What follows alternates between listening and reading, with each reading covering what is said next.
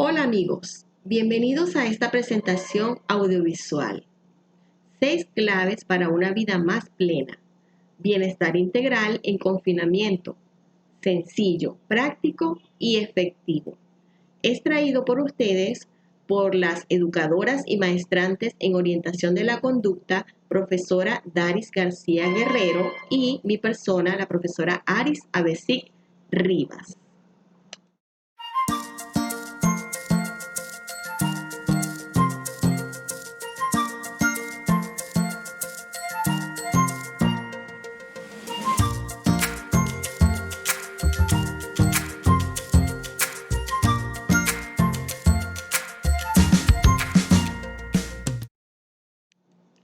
¿Qué tal? Es un placer para mí poder compartir con ustedes, a la vez que agradecerles por dedicarnos un tiempo y su atención. Esperamos que esto pueda ser recompensado ampliamente a través de las claves que vamos a compartir con ustedes y que hemos considerado y preparado con mucho esmero, a fin de que puedan favorecer y tener un impacto en su vida diaria, así como la de sus seres queridos. ¿De qué vamos a hablar? ¿Cuáles son estas claves? Son interrogantes que tenemos entonces en expectativa. Ahora bien, para preparar psicológicamente nuestro clima, vamos a presenciar, a mirar un video que utiliza la música para sentar algunas bases sobre las cuales vamos a estar desarrollando más adelante la temática.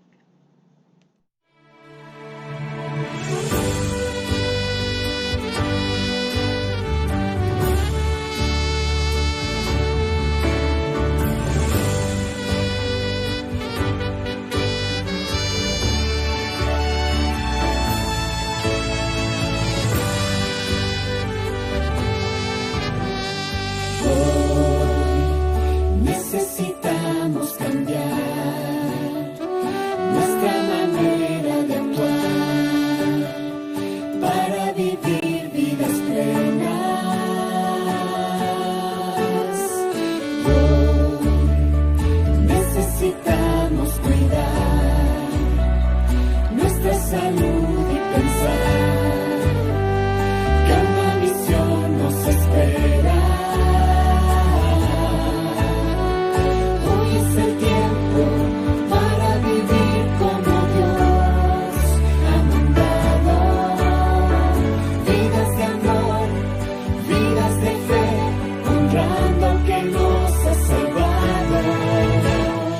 Más salud.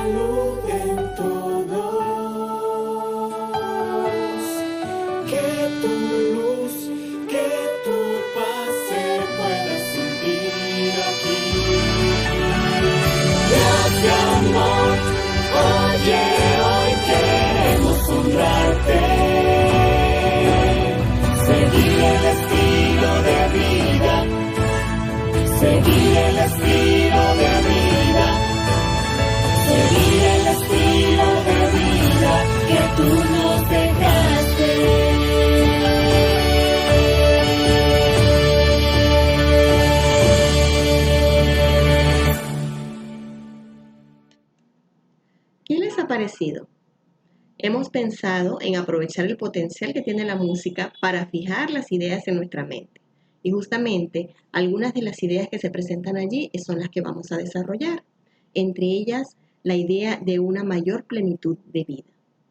Es posible que podamos hacer algo para poder tener o disfrutar de un estilo de vida más pleno, más saludable, más satisfactorio. Podemos hacer algo para dejar a la próxima generación costumbres y hábitos que puedan volverse tradiciones y que puedan ir cambiando progresivamente el curso de la historia, sobre todo de nuestra historia familiar. ¿Qué te parece dejar un legado a la próxima generación donde todos consideren el ejercicio como un hábito saludable y más allá de considerarlo, practicarlo?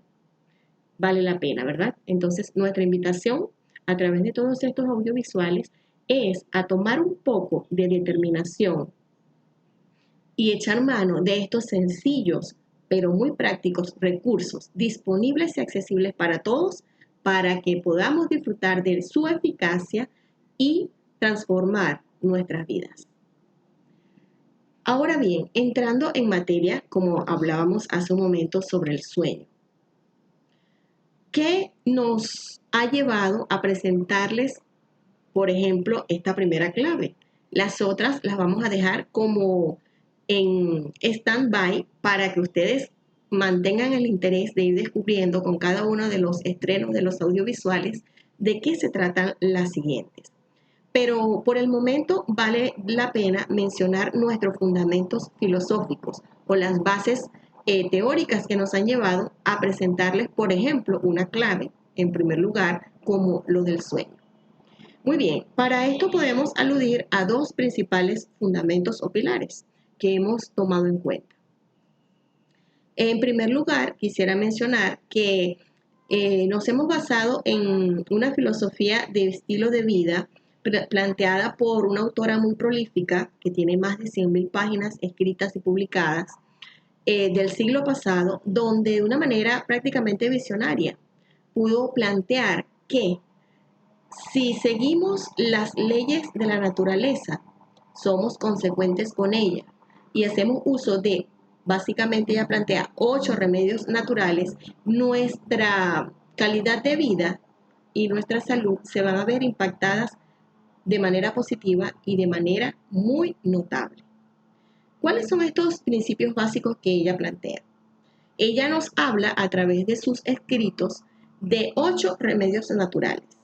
Nosotros, para fines didácticos y de tiempo, hemos hecho una adaptación y hemos resumido en las 6 claves que le estamos trayendo a partir de esta ocasión. Pero ella menciona que estos recursos o remedios, como son llamados en esta literatura, naturales, consisten en el uso adecuado de el agua, tanto interna como externamente, también el descanso, lo que incluye el sueño, el ejercicio, la luz solar, el aire, la nutrición, la temperancia, que tiene que ver con el uso racional de las cosas que nos hacen bien, a su vez de abstenerse por completo de aquellas que nos perjudican, y finalmente lo que favorecería ampliamente nuestra salud mental, que sería tener un estado de seguridad, de confianza y de pertenencia, lo que podemos lograr cuando confiamos en Dios. Estas son básicamente las bases teóricas que hemos tomado para traerles a ustedes estas 6 claves que poco a poco iremos desarrollando. Ahora bien, el otro pilar del que comentábamos se trata justamente de los enfoques y las doctrinarios y las enseñanzas de la Escuela Bianco. A través del Instituto de Investigaciones Científicas, Psicológicas, Psiquiátricas de Venezuela y Sexológicas de Venezuela, hemos estado concretando nuestra formación en el área de maestría en orientación de la conducta. Tanto mi persona como mi compañera estamos realizando justamente estas entregas audiovisuales a partir de la solicitud o el requerimiento que nos hace para nuestra formación la maestría que estamos desarrollando en este centro, cuyo presidente es el doctor Fernando Bianco. En el caso de Caracas, la sede en la cual nosotros estudiamos y hacemos nuestra labor investigativa y formativa se encuentra ubicado en la calle Paramaconi de San Bernardino, en la Torre Bianco. Pero esto no se limita solo a Caracas, sino que hay sedes en otros estados del país, como en la ciudad, por ejemplo, de Maturín, entre otras. Asimismo, la Escuela Bianco tiene una importante proyección internacional. Su presidente y su hasta ahora director, el doctor Juan José Moles, ostentan una amplia formación y una amplísima experiencia en estos tópicos relacionados sobre todo con la conducta humana y con el área novicia, se podría decir, de sexología, en la cual el doctor Bianco ha sido pionero en la conformación de los distintos posgrados y en la conformación de varias asociaciones, tanto a nivel nacional como internacional. De estas asociaciones y de distintos foros, charlas y de publicación de libros, pues son participantes prolíficos estos dos excelentes profesionales, tanto el doctor Juan José Moles como el doctor Fernando Bianco. Entre los enfoques doctrinarios de la Escuela Bianco, nosotros vamos a ir tocando algunos a medida que la temática que vamos planteando así lo requiere. Y particularmente en la clave de hoy, que se trata sobre el sueño, voy a hablarles sobre un criterio de normalidad. De qué se trata, cómo se determina, qué es lo normal, quién dice lo que es normal. Es muy pertinente con respecto al tema del sueño. ¿Quién dice qué significa dormir tarde? ¿Qué significa levantarse tarde? ¿Qué significa dormir demasiado o dormir muy poco? Entonces, el criterio de normalidad nos va a ayudar a saber qué puede ser lo más conveniente o lo correcto. Veamos entonces en pantalla lo que veníamos hablando. Justamente, a partir de analizarlo desde un criterio de normalidad, nosotros podemos primero documentarnos un poco acerca de algunos hechos innegables, avalados por la ciencia, que tratan de explicarnos la funcionalidad, el funcionamiento del sueño. Entonces, lo interesante de esto es que primero vamos a nutrirnos o a refrescar algunos conocimientos que ya tengamos con lo básico sobre el sueño. Les invito entonces a poder disfrutar de este video con esa finalidad.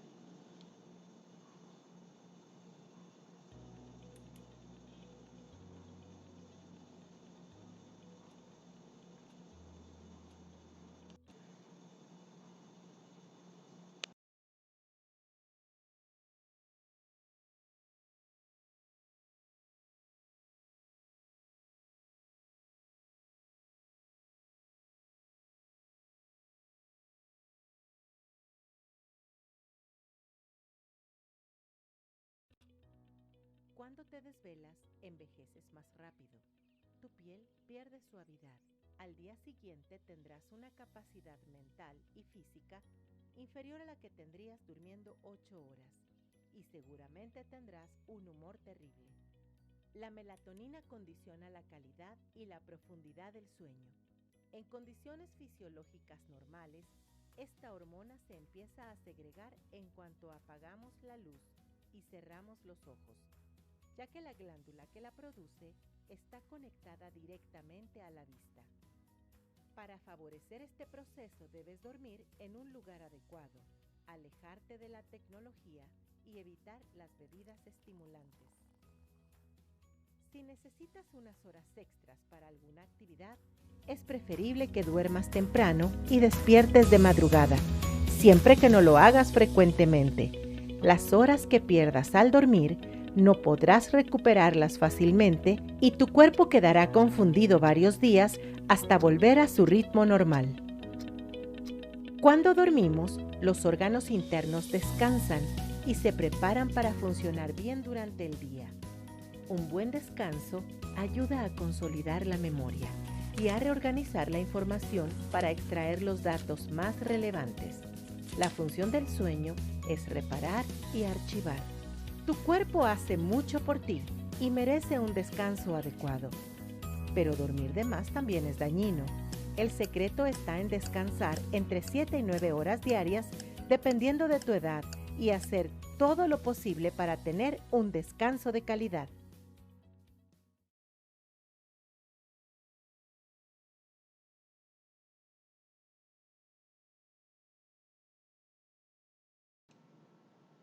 ¿Qué les ha parecido?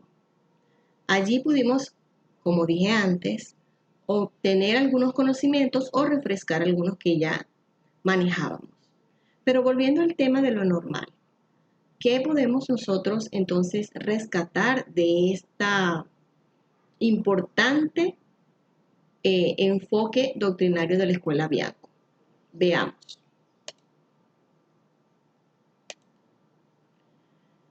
La normalidad, lo primero que tenemos para decir es que no es un aspecto fijo, sino que se establece como los dos extremos de una flecha o de una línea, donde se puede pasar de un extremo al otro de una manera gradual. Tenemos, por ejemplo, que en un extremo tendríamos la normalidad y en el otro extremo la anormalidad.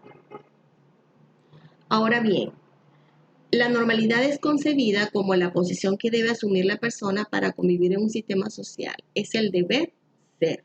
Esas son las implicaciones que tiene la normalidad y de hecho su importancia. Pero también la normalidad debe ser considerada desde tres aspectos. En primer lugar, un aspecto local. La normalidad se caracteriza por ser local, lo que nos habla de un entorno geográfico. Quiere decir que lo que es normal en un lugar no necesariamente es normal en otro, y eso lleva implícito algunas consideraciones de carácter cultural, histórico, entre otros. Además, también la normalidad tiene un carácter temporal, es decir, lo que puede ser normal hoy, tal vez mañana ya no lo sea, o lo que fue normal hace algunos años o algunos siglos atrás ya no tiene por qué seguir siéndolo. Entonces, un ejemplo de esto, muy curioso, que pude investigar, notar en medio de la búsqueda de información, fue que en el siglo XVIII había la costumbre, o era normal en esos siglos pasados, que se tuviese un break en la jornada, bueno, no diríamos jornada, diríamos en la rutina de sueño. Las personas se acostaban relativamente temprano. Recordemos que en esos siglos no había, en algunos momentos de esos siglos no había electricidad. Entonces ellos se acostaban temprano y luego aproximadamente a medianoche se despertaban. Pero no solamente era un despertarse para permanecer en la cama, no, sino que era un despertarse para levantarse y hacer algunas actividades tan diversas como que iban desde hacer sus oraciones hasta hacer reuniones familiares, conversar, leer libros, comer, entre otros. Y esto era considerado como una cuestión normal. Hoy en día no es así. Entonces, eso nos da cuenta o nos muestra un ejemplo de lo que es la normalidad y de su carácter temporal, que la puede afectar. Otra cosa tiene que ver con lo personal, porque dependiendo de la posición ideológica de cada uno, lo que es normal para una persona puede no ser normal para otra. Esto lo hemos tomado a partir de las afirmaciones del doctor Bianco en una publicación de 1992. Ahora, ¿quién dice lo que es normal? finalmente. También plantea la Escuela Bianco que para determinar la normalidad y con ello, si una conducta está dentro de lo aceptado o va a generar conflictos o rechazo, se consideran varias cuestiones que por ser justamente variables se van a considerar de una manera en el impacto que causan sobre esta normalidad. En la variable estadística, es decir, en lo que tiene que ver con la cantidad de personas o de individuos que hacen una determinada conducta, la norma es dictada por la conducta de las mayorías. El grupo mayoritario es el que señala las características del modelo a seguir. Y ese modelo a seguir, dependiendo de si se respeta o no, va a generar aceptación o rechazo. Particularmente enfocándolo en la clave que nos ocupa sobre dormir, y como ejemplo podríamos decir que un ejemplo de variable estadística es dormir de noche es normal. Es normal porque la mayoría de los individuos lo hacen así. ¿Qué otra cosa podemos considerar? Una variable tradicional.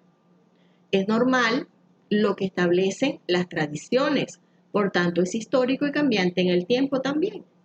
Un ejemplo de esto es trasnocharse en un velorio, es normal, es considerado normal. Trasnocharse en Navidad o en Año Nuevo es considerado normal y hasta deseable. O también hay personas que no consideran que han disfrutado el fin de semana, sino han tenido 1 o 2 trasnochos de viernes y o sábado en la noche. Entonces vemos que en este caso, dormir en esos momentos más bien se sale de la normalidad. Consideremos también, por ejemplo, la variable filosófica. La variable filosófica, para determinar lo que es normal, nos habla sobre qué tanto se concuerda con ciertas ideas, con principios, fundamentos o doctrinas prefijadas. Un ejemplo de esto, tocante al sueño, sería la persona que acostumbra dormir temprano por razones de salud. Esta persona ha entendido que le favorece dormir temprano por distintas cogniciones que maneja, por distinta información que tiene, y esto ella lo ha convertido como en un principio en su vida, y ahora ella procura dormir siempre temprano, y eso también tiende a enseñarlo a sus seres queridos, o procurar que, por ejemplo, sus hijos lo hagan.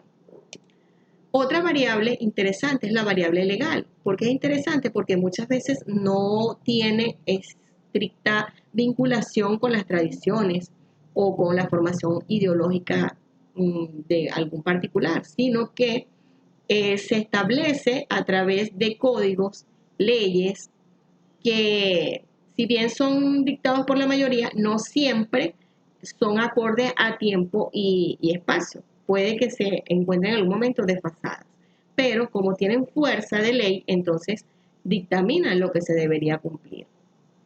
Este es el caso de los condominios de residencias, donde para favorecer la convivencia se establecen códigos de convivencia, normas de buena vecindad, donde, por ejemplo, no se puede tener fiestas hasta muy tarde en la noche, no se puede subir el volumen de la música demasiado, entre otros.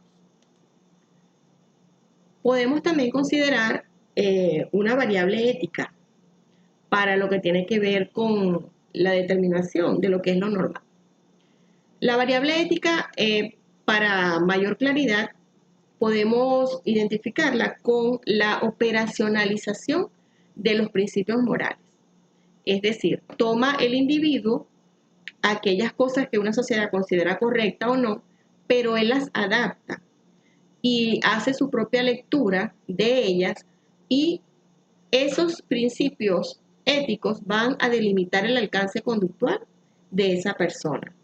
Un ejemplo de esto es como una persona evita hacer ruido para no perturbar el sueño de los demás. Él considera que eso es ético, porque a él, por ejemplo, no le gustaría que le hicieran eso, entonces él dice: yo no voy, hasta aquí llego, no voy a hacer algo que perturbe el sueño ajeno. como por ejemplo poner una música a todo volumen en un día de semana. Por el contrario, también la ética no siempre nos lleva a hacer cosas que sean necesariamente favorables para todos, porque de acuerdo a la ética que maneja el individuo, podría ser que diga, bueno, yo me trasnocho viendo mi teléfono porque es mi tiempo, es mi sueño, es mi teléfono y yo tengo la libertad de utilizarlo y me siento cómodo con eso y mi ética me indica que yo puedo hacer eso. Entonces, tal vez allí él considera que si alguien le va a pedir que no lo haga, sobre todo, por ejemplo, los adolescentes, con los adolescentes pasa mucho esto, ellos van a ir en contra de esas limitaciones porque desde su ética está bien hacer eso. Por otra parte, tenemos la variable moral, que tiene mucho que ver con lo anterior, pero ya no es tanto lo que el individuo toma y delimita la conducta porque él lo ha aceptado de una manera intrínseca, sino que tiene que ver con la norma que impone una sociedad de lo que es correcto o lo incorrecto, indistintamente de quién lo acepte o no. Y que exige, por lo tanto, que todo el que quiera hacer vida en esa sociedad de una manera aceptable, de una manera sin perturbaciones, no antisocial, debe observar estas condiciones. Y entonces lo normal se considera lo correcto y lo anormal sería algo rechazado. Un ejemplo, la sociedad nos deja saber, o de alguna manera, de distintos medios que utiliza, que dormir mucho es de flojos. Eso es un concepto que la sociedad, podríamos decir de una manera quizá a veces informal, nos transmite. ¿Por qué? De distintas formas. Puede ser porque es antagónico al otro valor que plantea la sociedad de que el trabajo y el madrugar y el esforzarse es algo deseable y bueno. Por lo tanto, lo contrario a eso sería algo digno de ser rechazado. Tenemos también la variable religiosa. Básicamente se trata de la fidelidad a los principios religiosos. O eres fiel a esos principios o no lo eres, o eres infiel. Un ejemplo sería lo que algunas religiones establecen o han establecido a través de sus distintos libros sagrados, el Corán para los musulmanes, la Biblia para los cristianos. Tocante, por ejemplo, al día de descanso, para algunos es el viernes, para algunos es el domingo y para otros es el sábado.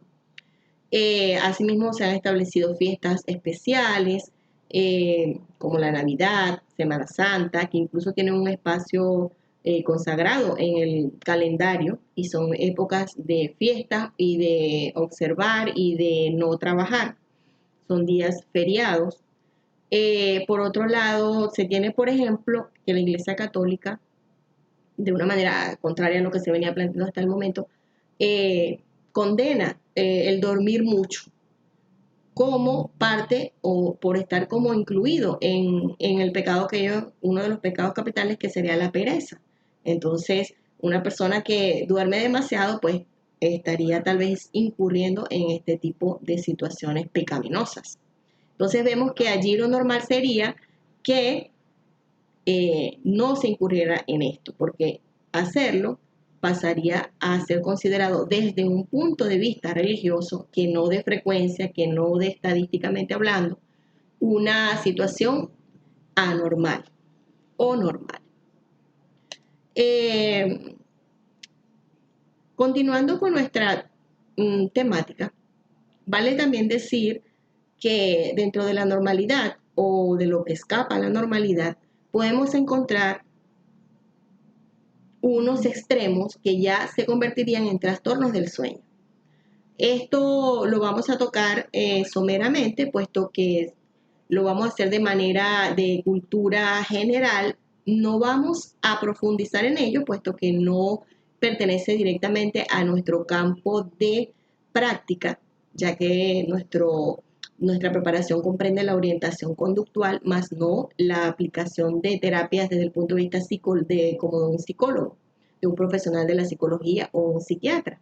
pero no está de más que nosotros al menos sepamos de oídas o podamos conocer que hay algunas alteraciones y tal vez motivados por este conocimiento ir en búsqueda de la ayuda profesional indicada o tal vez identificarnos con algunas dudas que tengamos y tratar de encontrar la ayuda conveniente.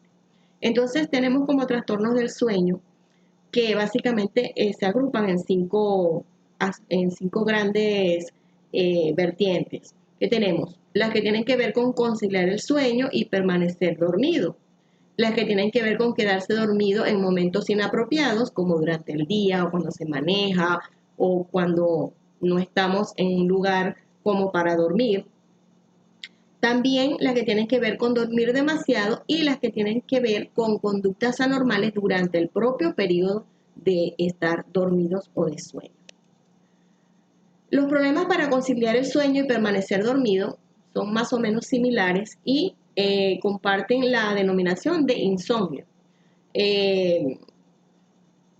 Esos episodios pueden aparecer y desaparecer. No quiere decir que una persona va a padecer insomnio de por vida o que por el hecho de que hasta cierto punto de su vida no haya presentado esto, no quiere decir que no lo pueda llegar a presentar.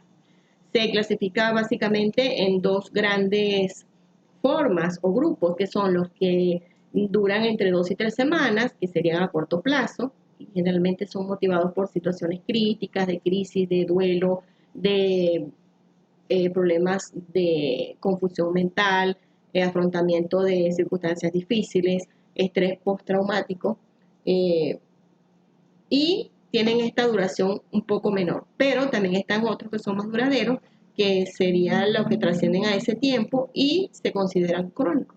Tienen distintas razones y orígenes. Por otro lado también, como se mencionaba, están los de permanecer despierto. Esos agrupan, por ejemplo, el hipersomnio. El hipersomnio consiste básicamente en que en un momento que no es adecuado dormir, yo tengo mucho sueño, como por ejemplo de día. Generalmente esto viene originado por otras patologías asociadas, como algunas como fibromialgia, bajo funcionamiento de la tiroides, narcolepsia, obesidad, particularmente la obesidad, que tiene tan alta incidencia epidemiológica en los últimos años, tiene una importancia muy relevante en el tema de que cómo ocurre o cómo incide en que la persona que está obesa le da tanto sueño de día. ¿Por qué? Porque por lo general, al tener demasiado tejido adiposo en los tejidos que circundan las áreas de acceso del aire para la respiración, entonces lo obstruyen al momento de quedarse dormidos, por dos razones básicas, porque ocurre una profunda relajación de estos músculos, de estas áreas, de estos tejidos, y también porque la postura al dormir pues no favorece, ya que es una postura acostada por lo general. ¿Qué otra cosa podemos decir? Los problemas para mantener un horario regular de sueño, que creo que es lo que más nos está afectando a partir de la situación de pandemia. Mantener un horario constante de sueño y vigilia. ¿Vale la pena esto? ¿Es importante? ¿Es relevante? Hay que dedicar tiempo a saber cuántas horas se deben dormir, a saber que debe haber un horario y cuál sería ese horario más recomendable para acostarse y levantarse. Da lo mismo dormir una cantidad de horas de sueño de día o de noche, o si comienzo a dormir muy tarde pero me levanto muy tarde, estoy cumpliendo las mismas funciones a nivel orgánico. Todas estas preguntas hallan su respuesta en un no. Mantener un horario constante de sueño y vigilia afecta la parte física, la parte psicológica e incluso tiene repercusiones en la parte social. Ya veremos por qué más adelante. Como otro problema para mantener un horario regular de sueño se tiene el jet lag, aunque esto ahorita está un poquito desfasado porque sabemos que por razones de confinamiento pues casi nadie está viajando. Pero generalmente las personas que trabajan en vuelos aéreos, en aviones, el personal de cabina y todas estas personas, ellos sí se ven muy afectados. De hecho, constituyen muchas veces población de estudios e investigaciones científicas para determinar los impactos que tiene la irregularidad en los hábitos de sueño. También parecido a esto están las personas que guardan turnos o que trabajan turnos en horarios rotativos en las noches. Estas personas, al tener que alternar, a veces trabajar de noche, a veces no, les afecta ampliamente en lo que tiene que ver con el sueño.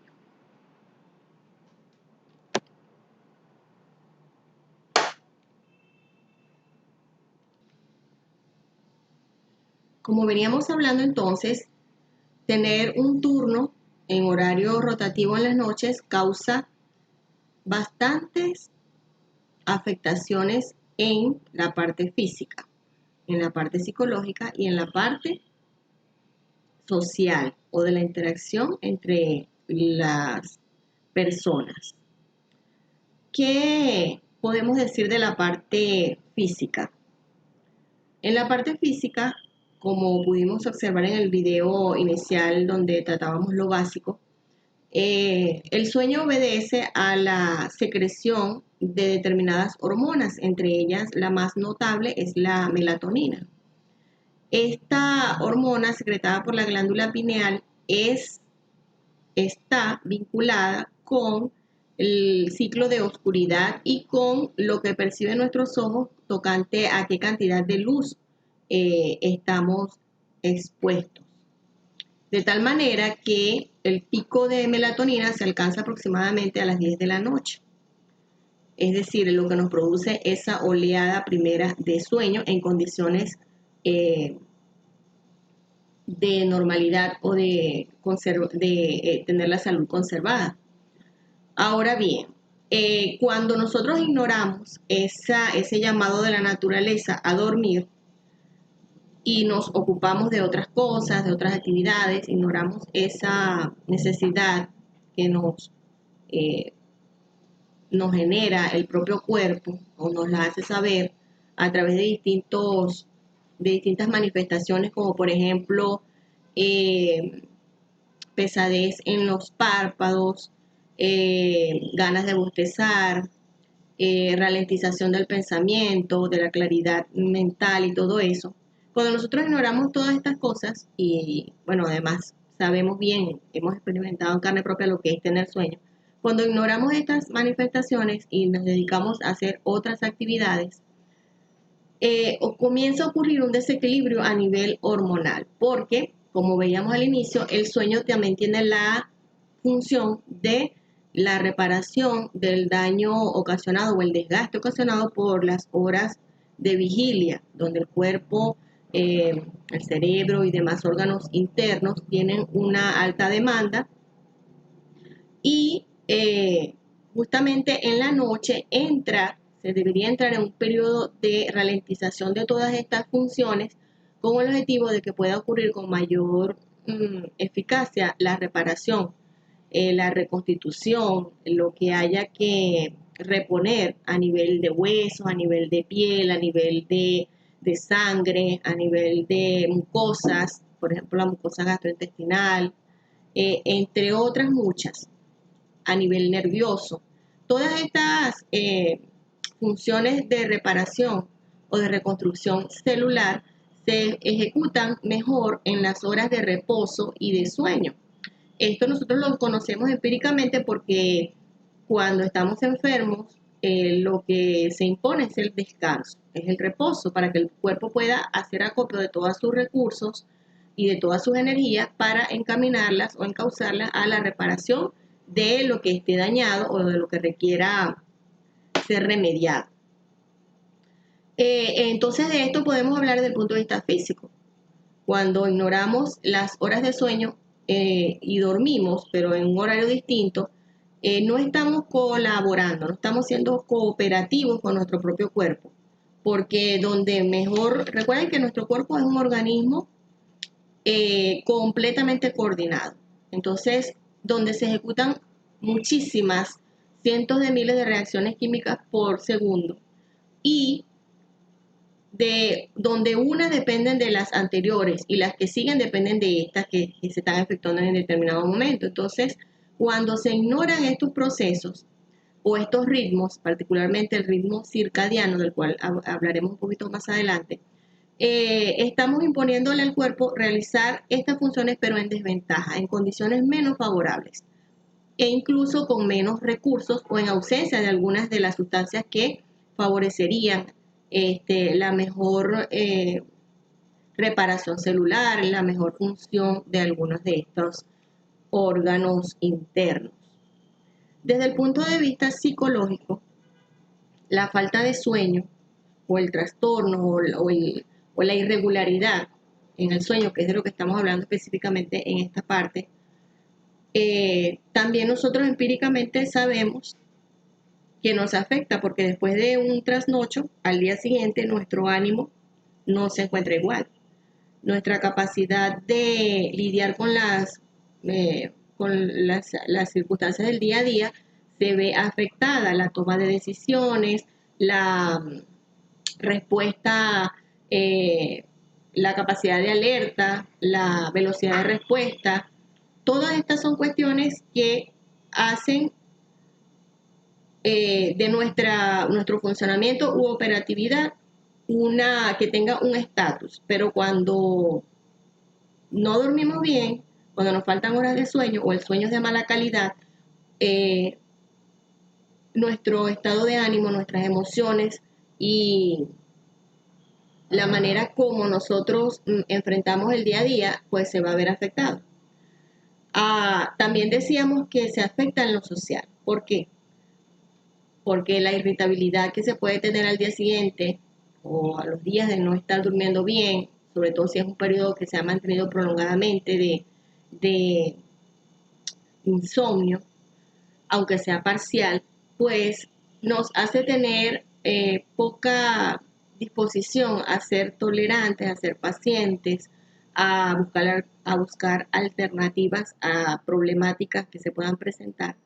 Y esto afecta la interrelación o la interacción con personas en nuestro entorno a nivel familiar, laboral, escolar, entre otros. Es sabido, por ejemplo, que muchos adolescentes que pasan la noche trasnochándose por ver el teléfono o por chatear o por hacer algunas cuestiones, cuando llega la hora de ir a estudiar, están con capacidades disminuidas de memoria, de atención, muchas veces hasta se quedan dormidos en el aula o en el pupitre. O cuando se ponen a realizar ejercicios que sean requirientes, como de matemáticas o alguna otra área de conocimiento, que les requiera el procesamiento adecuado de información compleja, pues sus capacidades están afectadas por toda esta situación. En la parte social entonces decíamos que se generan roces, se generan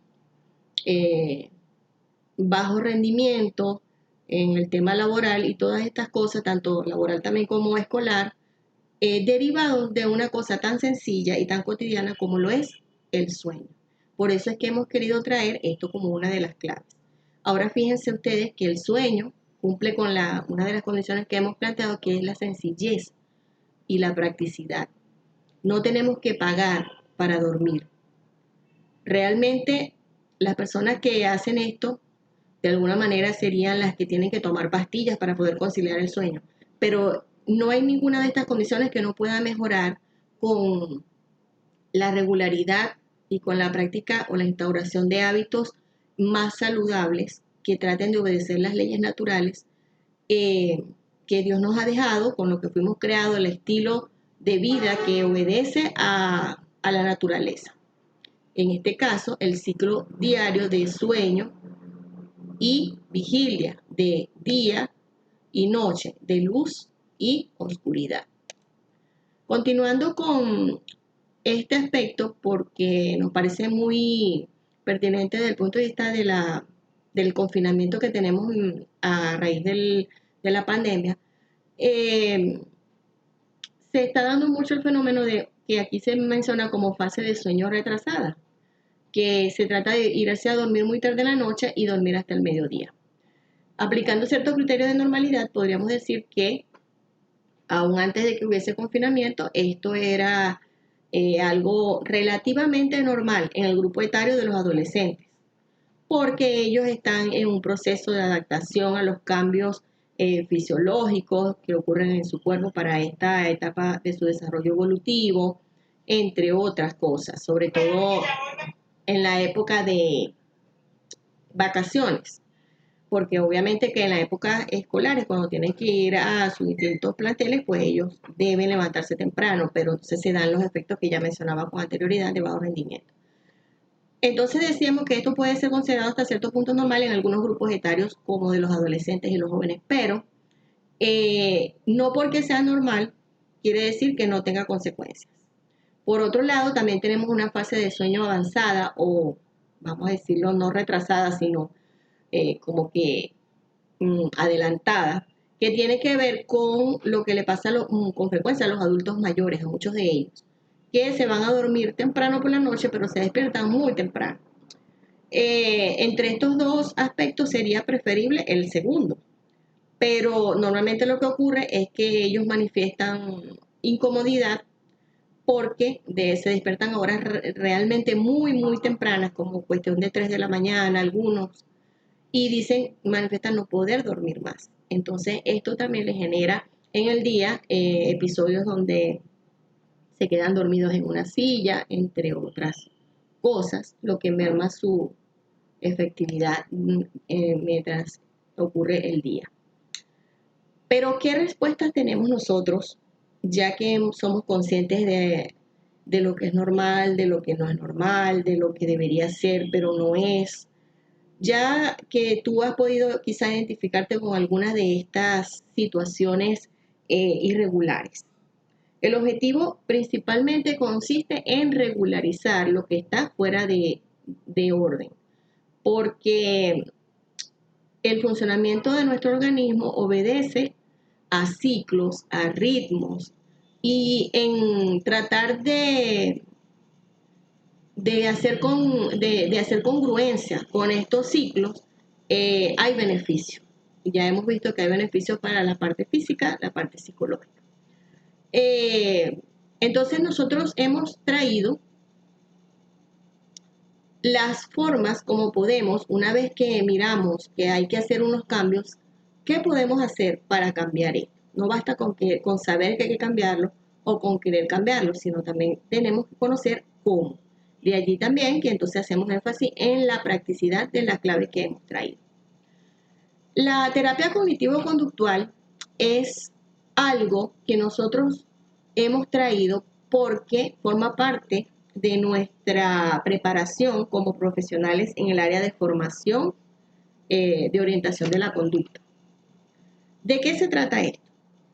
El término terapia cognitivo-conductual se utiliza para describir toda una amplia variedad de intervenciones diferentes, si bien dichas intervenciones suelen compartir una serie de características esenciales. Estas definiciones las estoy basando en el autor Stallard del 2007, quien ha planteado esta terapia y la teoría que la sustentan de una manera bastante sencilla, práctica, que puede ser compartida con un público que pueda, casual como ustedes, que no va a realizar precisamente un curso de estudio sobre el tema.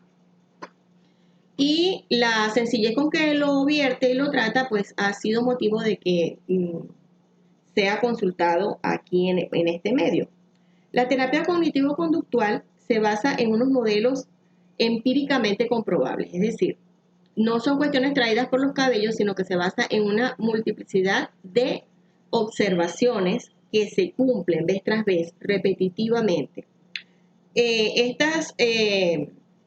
Estos modelos empíricamente comprobables determinan la base y el fundamento lógico de las intervenciones. Estas terapias lo que buscan es intervenir en una condición de base para luego de esa intervención lograr un estado diferente, por supuesto mejor, de determinadas conductas o situaciones. La terapia cognitivo-conductual se basa en la siguiente premisa de que las conductas que emitimos vienen regidas o generadas por situaciones afectivas o de sentimientos. ¿Qué es lo que sentimos al respecto? Sobre algo, y eso nos va a hacer actuar. Pero a su vez, estos sentimientos o emociones vienen generados por cogniciones o pensamientos. ¿Qué es lo que pensamos sobre algo? Entonces se cumple un ciclo o un círculo que permite afirmar que los pensamientos dan origen a los sentimientos y que los sentimientos dan origen a los hechos. Los pensamientos o cogniciones, repito, dan origen a los sentimientos, a los afectos, a lo afectivo, y esto da origen a su vez a las acciones o las conductas. Continuando en un círculo que se va retroalimentando. Otra característica interesante de la terapia cognitivo-conductual es que tiene que dar por sentado la colaboración de la persona que va a entrar en un proceso de cambio conductual. Es importante la colaboración porque en virtud de este proceso colaborativo se despliega el potencial que tiene este tipo de intervenciones, este tipo de terapias. El papel del terapeuta en estos casos lo que hace es o consiste en establecer una asociación que aliente a la persona que quiere realizar los cambios, que quiere mejorar las situaciones negativas, para lograr una mejor comprensión de sus problemas y ayudarlo a descubrir otras formas alternativas de pensar y de actuar. Recordando entonces el ciclo del que hablábamos, que si se incide sobre los pensamientos, al fin de cuentas se va a obtener un cambio en lo que se siente y posteriormente en lo que se hace. Otra cosa ventajosa de la terapia cognitivo-conductual es que es una terapia relativamente breve cuando se compara con lo que tradicionalmente durante muchos años en el pasado se venía realizando para tratar los problemas psicológicos, que era el psicoanálisis. A diferencia del psicoanálisis, en el cual hacía falta un sinnúmero de sesiones donde básicamente había que esperar que de manera espontánea, a través de diálogos y de la emisión de ideas al principio inconexa, surgiera la clave, por decirlo así, de lo que le estaba pasando a la persona. Era como esperar básicamente que del caos surgiera el orden. Y esto había que esperarlo el terapeuta o el psicoanalista con mucha paciencia y a través del tiempo. Pero motivado por quizá vamos a llamar la ineficacia en el tiempo de este tipo de terapias, entonces los fundadores o los promotores de la terapia cognitivo-conductual vieron en la aplicación concreta y la obtención más o menos rápida de resultados de la terapia cognitivo-conductual una gran ventaja cuando fueron decidiendo llevarla al consultorio. Por lo general se trabaja este tipo de terapias en no más de 16 sesiones, pudiendo ser en niños y adolescentes muchas menos. Pero sobre todo siempre va a depender del grado de compromiso y colaboración que preste el consultante. Justamente el hecho de que se trate de una intervención relativamente breve le confiere o le potencia la efectividad en aquellos individuos que son reticentes a buscar la ayuda terapéutica o a querer implementar cambios. Entonces, saber que es algo que puede beneficiarlos en un tiempo relativamente más breve, pues va a incentivar un poco más la participación.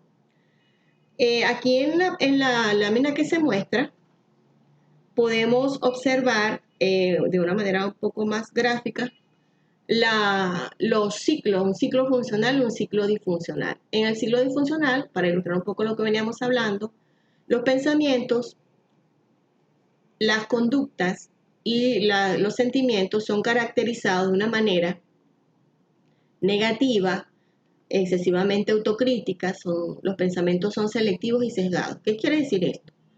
Que yo ocupo mi pensamiento, mi mente, en rumiar, en permanecer, en en solazarse, en ocupar mucho tiempo repasando y repensando cuestiones negativas, pero también cuestiones que no son del todo objetivas, sino que de una situación selecciono solamente una porción y también son sesgados porque no son imparciales.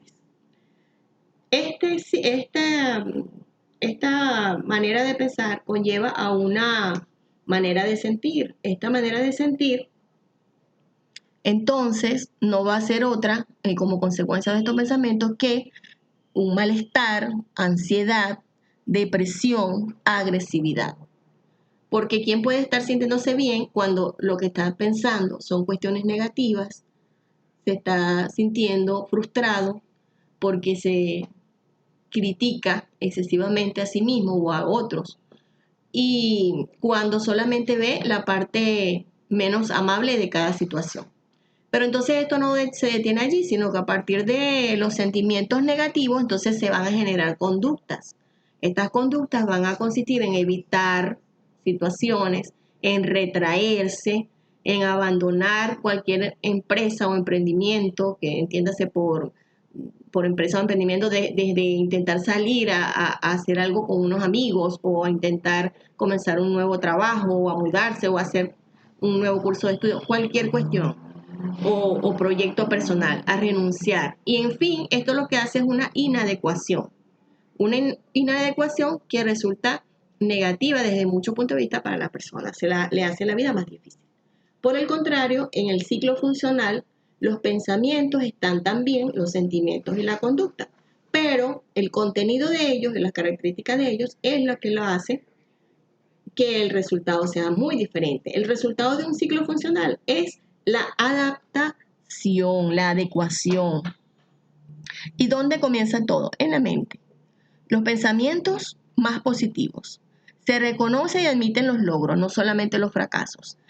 En general, el pensamiento es más equilibrado, incluye el reconocimiento también de los puntos fuertes. No que se ignoran los débiles, pero en el caso anterior sí es sesgado porque solamente se consideran los débiles, los puntos negativos. En cambio que aquí hay un equilibrio donde también se consideran los puntos fuertes. Eso, pensar de esa manera, alguien puede decir, ajá, ¿y para qué yo voy a pensar así?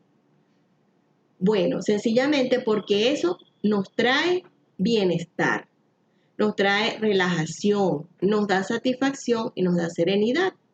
Y si esto no fuera suficiente, nos hace actuar de una manera que nos permite afrontar los desafíos, nos permite encarar las situaciones, cualquiera que éstas sean, así sean adversas, con mejores herramientas, en mejores condiciones, nos permite tener un espíritu más de intentar, de proyectar, de probar cosas nuevas, cosas que nos puedan representar nuevas oportunidades, asimismo como intentar caminos o alternativas diferentes en la resolución, por ejemplo, de conflictos. Y finalmente esto lo que trae como consecuencia es la adaptación del individuo, un bienestar general, no solamente para él, sino para el medio que lo rodea. Qué interesante entonces que nosotros podamos aplicar esto de los ciclos funcionales y disfuncionales a la clave que nos venimos manejando y con la que venimos trabajando hoy, que es el sueño.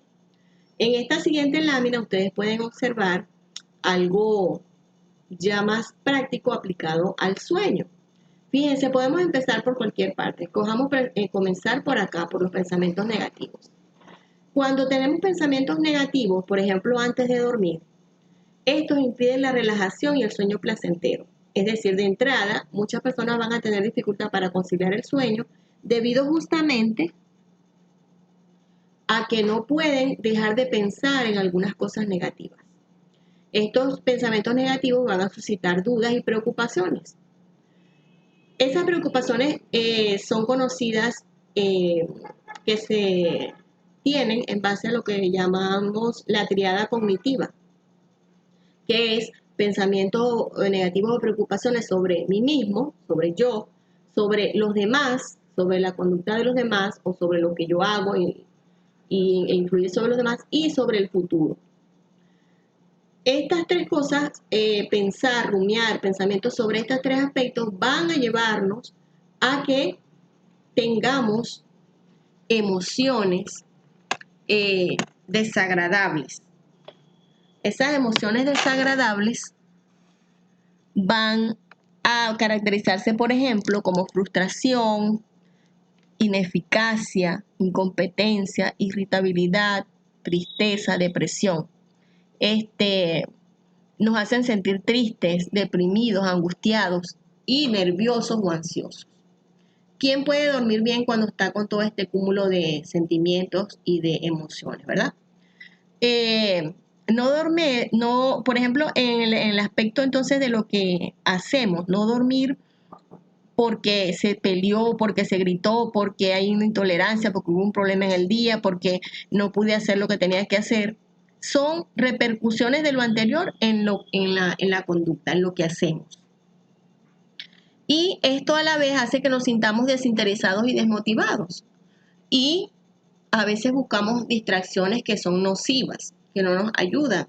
Como por ejemplo hay personas que buscan la bebida, otros buscan otro tipo de drogas. Algunos entonces se trasnochan viendo películas y amanecen.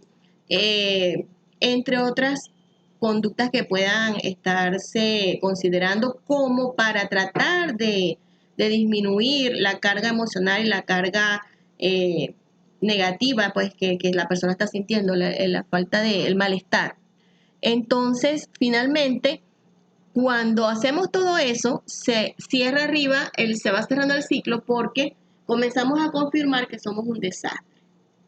Entonces, imagínense, pasamos toda la noche sin dormir o bebemos, al otro día está la persona con una resaca y entonces eso lo que hace es afectarle su autoestima porque dice verdaderamente que yo soy un indisciplinado con mis hábitos, con mi estilo de vida, yo soy un desastre. Y eso de nuevo cierra el ciclo aquí con los pensamientos negativos que va a iniciar de nuevo todo el ciclo y cada vez va a ser más y más reforzado. ¿Qué podemos hacer entonces? Aquí, como forma de enlace con la actividad interactiva que vamos a plantear por WhatsApp, les voy a dejar un ejercicio que luego vamos a hacer el seguimiento en WhatsApp. ¿En qué consiste? Ya hemos aprendido que la terapia cognitivo-conductual nos hace énfasis en lo que pensamos, que lo que pensamos incide en lo que sentimos e incide también a su vez en lo que hacemos. Ahora, ¿sabes identificar cada una de estas cosas? Fíjate bien, lo que pienso, lo que hago o lo que siento. Lo que viene a continuación son cosas que piensas, que sientes o que haces. Ahí te lo voy a dejar para que luego lo puedas resolver en otro momento clasificando cada uno de estos ejemplos como algo que se siente, algo que se hace o algo que se piensa. Esto nos va a ayudar como manera de entrenarnos en el sentido de identificar los pensamientos negativos, porque si queremos actuar sobre ellos, pues tendremos primero que identificarlos. Entonces, lo práctico. Lo práctico es, para ir finalizando, que tenemos varias formas mediante las cuales podemos controlar y cuestionar nuestros pensamientos. Asimismo, es importante que sepamos que no hay fórmulas mágicas. Como dijimos al inicio, son cuestiones sencillas, prácticas y efectivas. No hemos traído aquí algo nunca antes visto, sino lo que marcará la diferencia será la autodeterminación a hacerlo de una manera disciplinada. Probablemente en ese orden de idea tendremos que utilizar varios métodos y el método que escojamos no siempre nos va a funcionar igual, pero eso no nos debe desanimar. Sin embargo, cuanto más practiquemos, más fácil nos resultará, así que no dejemos de insistir. ¿En qué consisten entonces estos métodos? Uno de ellos que sugerimos ampliamente es que todas las noches antes de acostarte piensa en 3 cosas que te hayan pasado y que te hayan hecho sentir bien. Aquí hay 4 ejemplos. Pensamientos agradables relacionados contigo mismo, pensamientos positivos relacionados con algo que hayas hecho o que hayas conseguido o logrado, actividades que has hecho que te hicieron sentir bien, que te gustaron, así sean de las más sencillas, como por ejemplo saliste y viste el sol y viste el cielo azul y ese momento te gustó, hasta eso. Y cosas que otras personas han dicho que te han hecho favor, es decir, que te han hecho sentir bien, que te han reconocido, que te han hecho, que te han motivado. Ese tipo de pensamientos son pensamientos positivos. Recordemos que no podemos simplemente desarraigar un pensamiento negativo y dejar un espacio vacío, sino que tenemos que sustituirlo con cosas positivas. Todo esto se puede englobar con un pensamiento o con una recomendación que nosotros podemos ver inclusive con frecuencia en las redes, que nos dice que debemos ser agradecidos. Si nosotros notamos cada uno de estos tipos de pensamientos, lo que está haciendo es como identificar las cosas buenas por las cuales podemos dar gracias. Darle gracias a nuestros semejantes y a Dios. Otra cosa práctica. Al momento de dormir, si te asaltan las preocupaciones, si bien porque no puedes al inicio de la noche no puedes conciliar el sueño por eso, o bien porque te despiertas en la madrugada y ya después comienzas a rumiar pensamientos, a estar preocupado y todo eso, ¿qué puedes hacer? Hay técnicas que vamos a mencionar brevemente. La técnica de distracción. Si bien hace un momento mencionábamos que distraerte en exceso o con medios inadecuados puede hacerte daño, también se puede afirmar ahora que cuando estamos absortos con una situación que nos preocupa demasiado, una manera en la que podemos escapar de un ciclo de pensamiento negativo es a través de utilizar alguna actividad que nos distraiga de ese círculo disfuncional. Estas actividades pueden ser tan sencillas como ver un programa de televisión favorito con moderación, no es que nos vamos a quedar toda la noche viendo televisión, sino algo que nos guste, que nos distraiga, que nos alegre. Podemos ver videos de chistes o de escenas jocosas en la internet. También hay lo que se llaman los pasatiempos mentales. Particularmente yo lo he aplicado a esta técnica, por ejemplo, resolver sudokus que requieren que nuestra mente se ocupe en una cuestión que requiere habilidad o concentración. Entonces, eso va a hacer que el ciclo de los pensamientos negativos se detenga. Continuando con esa idea, la detención del pensamiento consiste en, primero, identificar que nuestro pensamiento es negativo y que lo estamos teniendo reiteradamente o con frecuencia o con mucha intensidad. Entonces, una vez que somos conscientes de eso, sencillamente decimos podemos hacer una manifestación física de eso, como dar un golpe en algún lado, y luego comenzar a sustituir ese pensamiento dudando de él, es decir, cuestionándolo. Yo pienso que tal persona está haciendo esto para hacerme daño. ¿Será cierto? ¿Será que esta persona realmente lo está haciendo por eso? ¿O será que tiene una situación que lo hace actuar así? Un ejemplo. Entonces, comenzar a cuestionar y a tratar de verle otras características a esa situación que nos está perturbando. A su vez, las automanifestaciones de afrontamiento lo que hacen es, un poco como lo que se decía hace una lámina anterior, cuando estamos ansiosos o nerviosos por una cuestión que tenemos que hacer al día siguiente y no podemos dormir, nos vamos a decir, a manifestar a nosotros mismos cosas que nos den ánimo, que nos permitan fortalecernos.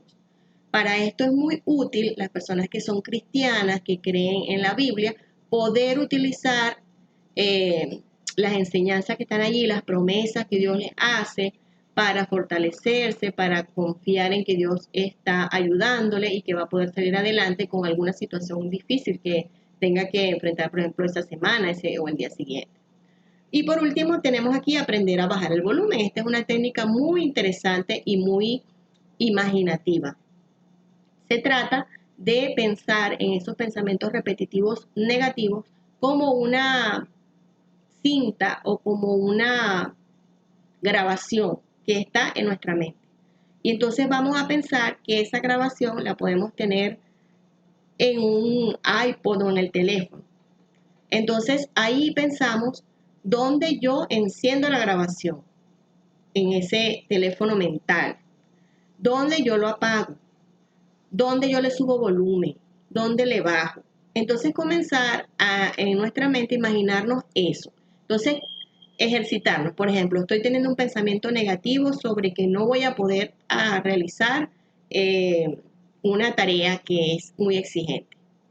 Entonces, eso reiterativamente viene a mi mente, pero entonces yo ahora puedo probar, una vez que me he imaginado, hasta con colores y todo, cómo es ese teléfono, cómo es ese control de mando allí de esa, o ese iPod, o ese dispositivo de MP3 para yo controlar esa grabación. Entonces yo puedo hacer el ejercicio mental como que yo le subo volumen y en mi mente como que estoy escuchando ahora más fuerte ese pensamiento. Pero también puedo hacer el ejercicio contrario de bajarle volumen, le bajo volumen y yo puedo ir experimentando, con la práctica cada vez va a ser más evidente, para tu propia imaginación ese proceso. Hasta que también puedes llegar en un momento a apagarlo. Lo apagas y él desaparece, queda en silencio. Estas cuestiones nos ayudan a entrenar nuestra mente a que debemos tener control sobre lo que pensamos y no que cualquier pensamiento que nos llegue nos va a controlar a nosotros. Para finalizar este pensamiento, paradójicamente, para que tu felicidad deje de ser un sueño, debes comenzar a dormir mejor. Les esperamos en la próxima entrega audiovisual. Ha sido un placer compartir con ustedes y realmente esperamos que esta clave que hemos presentado el día de hoy, al tomarla en cuenta con determinación, con ánimo de implementar cambios que van a resultar en mucho beneficio, pueda realmente llegar a ser una realidad en la vida de ustedes, de sus familiares, de sus seres queridos. Les dejamos entonces con el video musical del inicio y con esto quedamos despedidos por esta ocasión.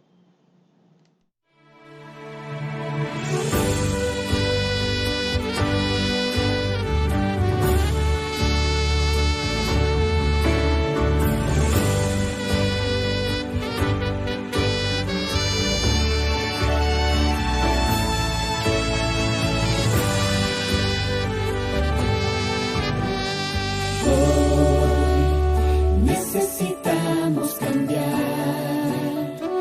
nuestra manera de actuar para vivir vidas plenas. Hoy necesitamos cuidar nuestra salud y pensar que una misión nos espera.